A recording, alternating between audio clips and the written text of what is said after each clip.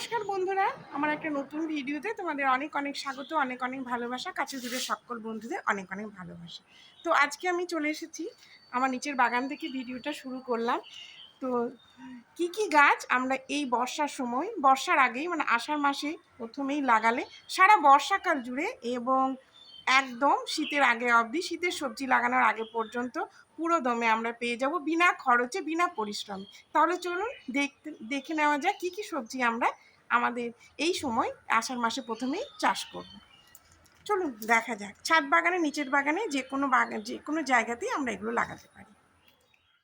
তো বন্ধুরা, প্রথমেই আমি চলে আসি ভিন্ডি বা ঢ্যাঁড়স। ভিন্ডি বা ঢ্যাঁড়স একবার যদি লাগিয়ে দেওয়া হয় তাহলে পুরো দমে একদম 3 থেকে 4 মাস অবধি খুব প্রচুর পরিমাণে ঢ্যাঁড়স আমরা পেয়ে যাব। এইগুলো আমি লাগিয়েছিলাম চৈত্র মাসে। এখন এই গাছ থেকে আমি প্রচুর পরিমাণে ঢ্যাঁড়স পাচ্ছি, কিন্তু এইগুলো শীতের আগে অবধি এখান থেকে আমি পাবো না। বর্ষার পর এই গাছগুলো খারাপ হয়ে যাবে। তার জন্য এখনই আমরা কিছু যদি ভেন্ডির বীজ ছড়িয়ে দিই বাগানে কিংবা ছাদ বাগানে লাগিয়ে দিই, তাহলে সেগুলো থেকে বর্ষার শুরু থেকেই আমরা প্রচুর পরিমাণে ভেন্ডি পাবো। তারপরে আসি শাক। সাদা নোটে লাল শাক, ডাঁটার শাক, কলমি শাক, পুঁই শাক আমরা এই সময় লাগিয়ে দিতে পারি। আষাঢ় মাসে প্রথমে যদি এগুলো লাগাই তাহলে এর গ্রোথ খুব তাড়াতাড়ি হবে, কেননা বৃষ্টির জল পাবে।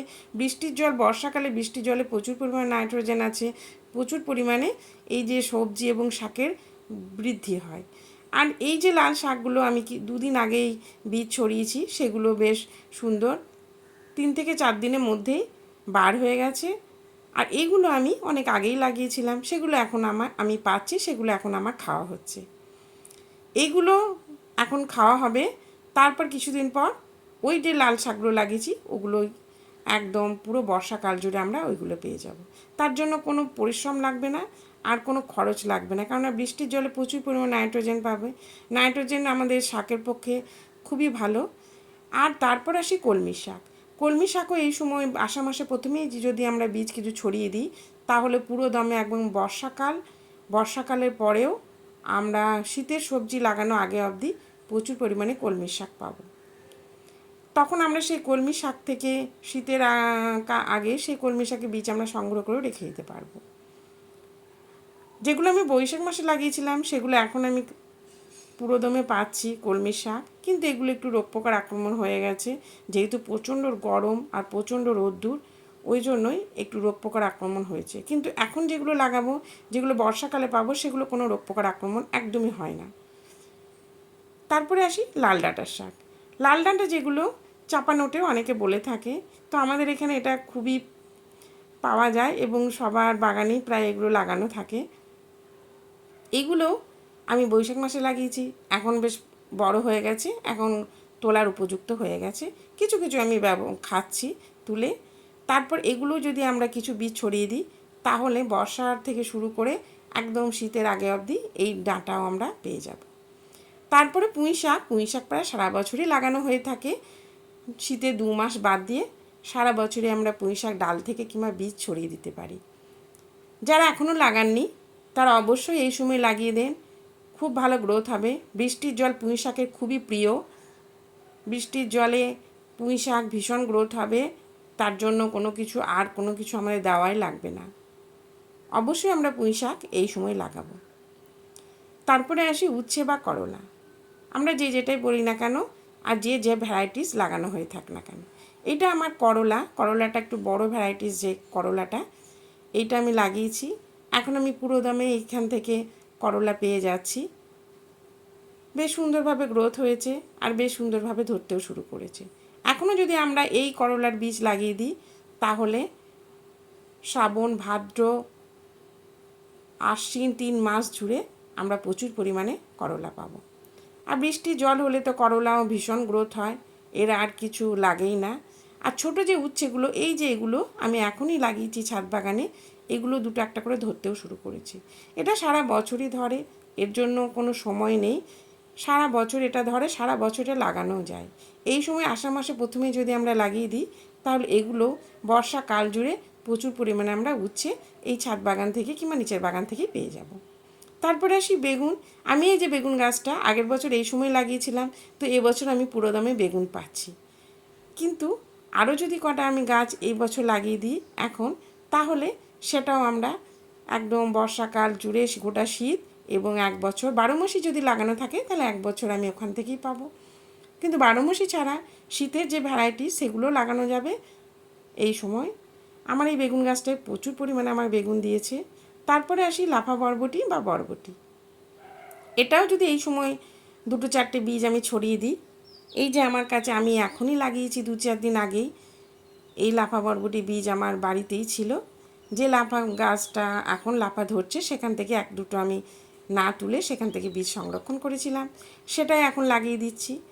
কোনো কিছু দরকার নেই, একটু সামান্য ঘুঁটো গুঁড়ো দিয়ে আমি ছাদ বাগানে এগুলো লাগিয়ে দিলাম, কেন বর্ষার জলের অপেক্ষায়। এখন যদিও বৃষ্টি নামেনি, বর্ষা নামেনি, কিছুদিন পর তো বর্ষা নেমেই যাবে। লাফা গাছগুলো বেশ সুন্দর বার হয়ে গেছে, কিছুদিন পরেই লাফা গাছ থেকে আমরা লাফা বরবটিও পেয়ে যাব। তাহলে অবশ্যই আমরা ছাদ বাগানে কি নিচের বাগানে এই আষাঢ় মাসে প্রথমেই কিছু লাফার বীজ লাগিয়ে দেব। তারপরে আসি আমাদের অতি পরিচিত সবজি ঝিঙে। এই সময় এই ছোটো ভ্যারাইটির ঝিঙেটা যদি লাগানো যায় তাহলে একদম শীতকাল অবধি প্রচুর পরিমাণে ঝিঙে পাওয়া যায়। থোকা থোকা হয় এই ঝিঙেটা। এটার বীজ আমার আগের বছর ছিল, সেটাই সংরক্ষণ করা ছিল, সেটা থেকেই আমি কিছু বীজ নিয়ে এবার আমি ছাদ বাগানে লাগিয়ে দিয়েছি। সেখান থেকে আমার গাছও বের হয়ে গেছে। এগুলো এখন থেকে শুরু হয়ে একদম শীতকাল অবধি, পুরো শীতকাল অবধি প্রচুর পরিমাণে আমি এখান থেকে ছোট যে ঝিঙে প্রচুর পরিমাণে ধরে এই ঝিঙেটা পেয়ে যাব। তাছাড়া এই সময় যে হাইব্রিড যে বড় বড় যে ঝিঙেটা হয় বড় লম্বা, সেই ঝিঙেটাও আমরা লাগাতে পারি। সেটাও এই সময় যদি লাগিয়ে দিই আষাঢ় মাসে প্রথমেই, তাহলে বর্ষাকাল জুড়ে এবং পুজোর আগে অবধি প্রচুর পরিমাণে আমরা এখান থেকে ঝিঙে পেয়ে যাব। তাহলে বন্ধুরা, আমি যে গাছগুলো লাগিয়েছি সেগুলো আমি প্রচুর পরিমাণে সবজি পাচ্ছি। তার জন্য আমি আপনাদেরও বলছি এই সময় এই আষাঢ় মাসে প্রথমেই এই সবজিগুলো লাগান। তাহলে কি হবে, খুব কম পরিচর্যায় খুব কম খরচে প্রচুর পরিমাণে সবজি বাড়ির যেটুকু লাগে এখান থেকেই পাওয়া যাবে। তারপরে মিষ্টি কুমড়ো তো আমরা সবসময় লাগানো যেতে পারে। এই সময় লাগালে এই বর্ষার যে মিষ্টি কুমড়ো সেটা খুব সুন্দরভাবে হয়। আমি সাজেস্ট করব, আমার মনে হয় মিষ্টি কুমড়োটা ছাদ বাগানের চেয়ে যদি নিচের বাগানে একটু জায়গা থাকে সেখানে লাগানোই ভালো। তারপর লঙ্কা তো 12 মাসই লঙ্কা হয়ে থাকে, কিন্তু তবুও আমরা যদি কিছু এখন লাগিয়ে দিই চারা বাজার থেকে কিনে এনে, তাহলে এই গাছ থেকেই একদম শীতকাল জুড়েই প্রচুর পরিমাণে লঙ্কা পাওয়া যাবে। তারপরে তো লঙ্কা গাছ বর্ষার জল ভীষণ প্রিয়। লঙ্কা গাছে পাতা কোঁকড়ানো একটু রোগ হয়ে থাকে, সেটার জন্য অবশ্যই মাঝে মধ্যে নিম অয়েল স্প্রে করবেন। তাহলে বাড়ির যে অর্গানিক লঙ্কা সেটা খেতেও ভালো, আর আমাদের খাওয়া শরীরের পক্ষেও ভীষণ ভালো।